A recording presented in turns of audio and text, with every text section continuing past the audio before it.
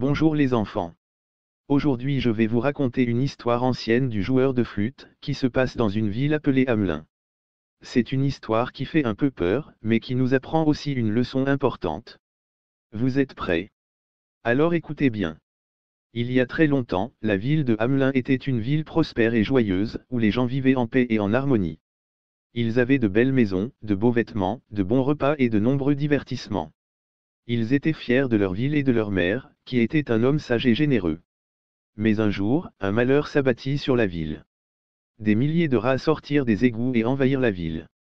Il y en avait partout, dans les maisons, dans les rues, dans les champs, dans les églises. Ils mangeaient tout ce qu'ils trouvaient, ils faisaient du bruit, ils transmettaient des maladies. Les habitants de Hamelin étaient désespérés et ne savaient pas comment se débarrasser des rats. Ils essayèrent toutes sortes de moyens pour chasser les rats, ils posèrent des pièges, ils empoisonnèrent la nourriture, ils appelèrent des chats, ils firent du feu. Mais rien n'y fit.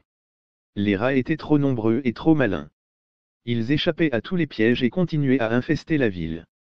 Les habitants de Hamelin ne pouvaient plus supporter cette situation. Ils se plaignirent au maire et lui demandèrent de trouver une solution. Le maire était aussi inquiet et impuissant que ses concitoyens. Il convoqua son conseil municipal et leur demanda conseil. Le conseil municipal se réunit pendant des heures et discuta de toutes les options possibles. Mais aucun d'entre eux n'avait d'idée efficace pour chasser les rats.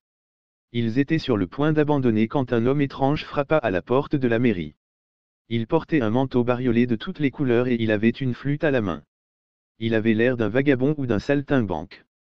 Il se présenta au maire et au conseil municipal et leur dit qu'il pouvait chasser tous les rats avec sa flûte magique.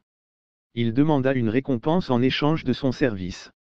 Le maire et le conseil municipal furent surpris par cette proposition. Ils se demandèrent si cet homme était sérieux ou s'il se moquait d'eux. Ils lui demandèrent comment il comptait faire pour chasser les rats avec sa flûte. L'homme étrange leur répondit qu'il avait un don spécial pour jouer de la flûte. Il leur dit que sa musique avait le pouvoir d'attirer ou de repousser les animaux selon la mélodie qu'il jouait. Il leur dit qu'il pouvait faire sortir tous les rats de la ville en jouant une mélodie spéciale et les conduire jusqu'à une rivière où ils se noieraient. Le maire et le conseil municipal furent intrigués par cette explication. Ils se demandèrent si cet homme disait la vérité ou s'il mentait. Ils lui demandèrent quelle récompense il voulait pour son service. L'homme étrange leur répondit qu'il voulait 1000 pièces d'or pour son service. Il leur dit que c'était le prix juste pour son talent et son travail. Le maire et le conseil municipal furent choqués par cette demande. Ils trouvèrent que c'était beaucoup trop cher pour quelqu'un qui ne faisait que jouer de la flûte. Ils lui proposèrent de lui donner 100 pièces d'or au lieu de 1000. L'homme étrange refusa cette offre. Il dit qu'il ne travaillait pas pour moins de 1000 pièces d'or. Il dit qu'il était le seul à pouvoir chasser les rats et qu'il n'avait pas le choix. Le maire et le conseil municipal hésitèrent à accepter cette offre.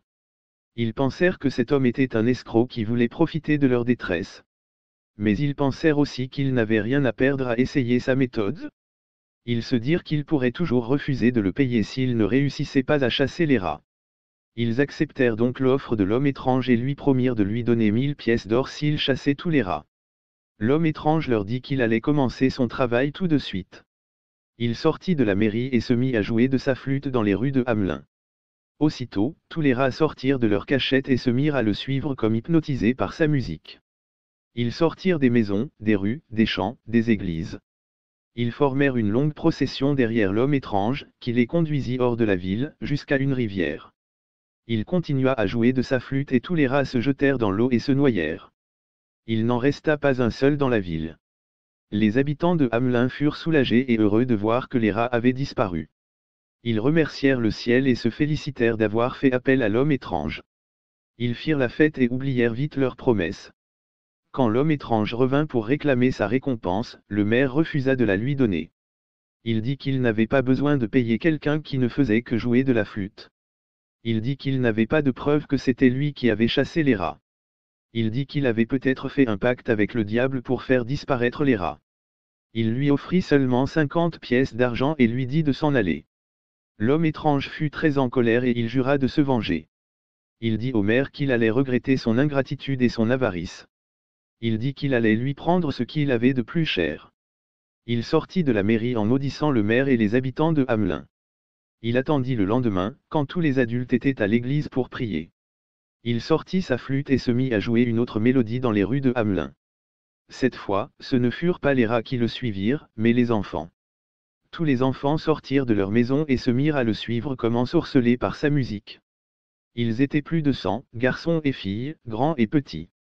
Ils riaient et chantaient en suivant l'homme étrange, qui les conduisit hors de la ville, jusqu'à une montagne. Il continua à jouer de sa flûte et une porte s'ouvrit dans la montagne. Il entra avec tous les enfants et la porte se referma derrière eux. Quand les adultes sortirent de l'église, ils ne trouvèrent plus aucun enfant dans la ville. Ils comprirent alors qu'ils avaient été punis pour avoir rompu leur promesse. Ils pleurèrent et regrettèrent leur avarice, mais il était trop tard. Ils ne revirent jamais leurs enfants ni le joueur de flûte. Et voilà, mes chers enfants, c'est la fin de l'histoire du joueur de flûte. J'espère qu'elle vous a plu et qu'elle vous a fait réfléchir. La moralité de cette histoire est qu'il faut toujours tenir sa parole et être honnête avec les autres. Sinon, on risque de perdre ce qu'on a de plus cher. Et voilà, c'est la fin de l'histoire. Vous avez aimé. Moi, j'ai adoré vous la raconter. Merci de m'avoir écouté. Et n'oublie pas de t'abonner à notre chaîne, pour voir nos prochaines histoires extraordinaires.